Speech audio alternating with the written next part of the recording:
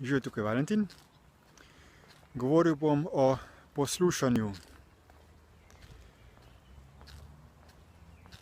Pogovor je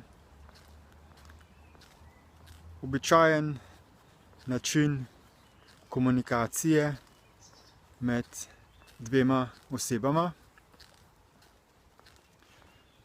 Izmenjujemo si besede, želimo prenesti neko sporočilo in izvedeti kakšno stvar.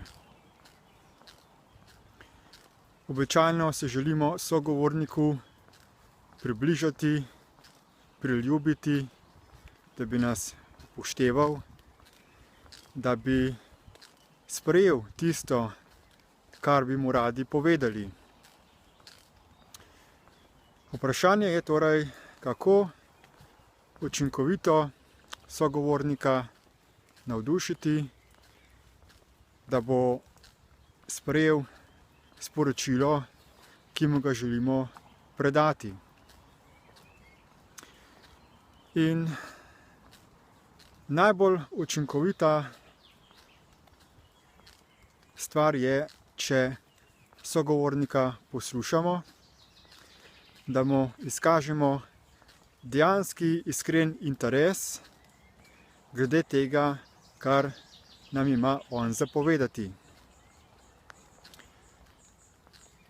Namesto, da bi skušal z zvijačami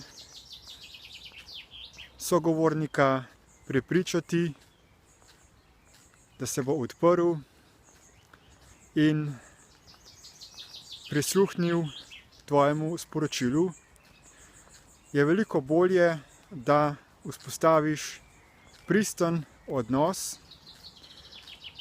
da se iskreno zanimaš za njega in da ga iskreno poslušaš.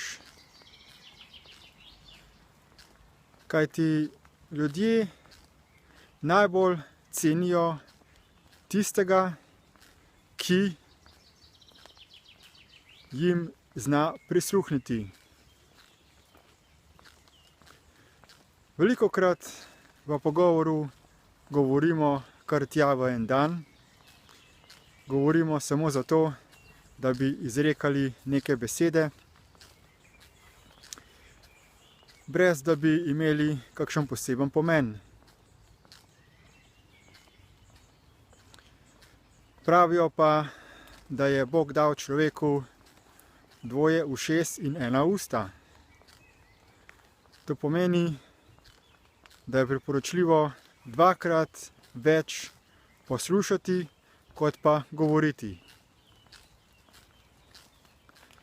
Ko ustvariš v sogovorniku občutek, da se zanimaš zanj in da je to dejansko res, da je brez pretvarjanja, potem sogovornik to ceni in te bo tudi sam kaj vprašal oziroma ti bo prisluhnil, ko boš ti želel kaj povedati.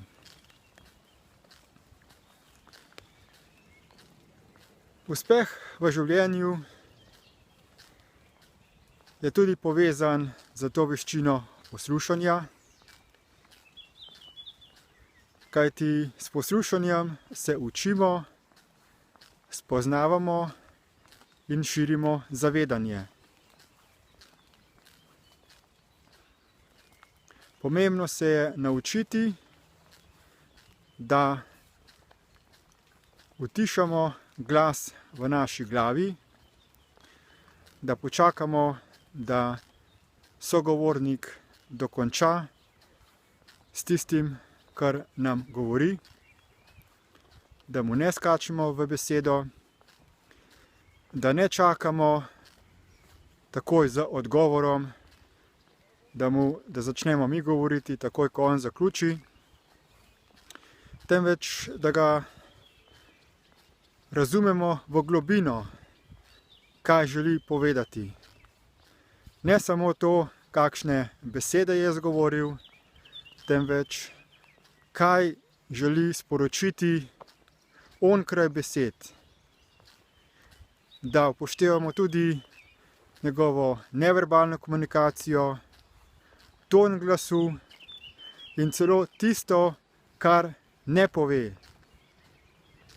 Marsikdo se boji kaj povedati, misli, da je najboljše, da kaj skrije, in tudi to je možno prepoznati. Pristna komunikacija je formula za globoke, iskrene medsebojne odnose, zato jo priporočam vsem. Hvala lepa za posluh in nasvidenje.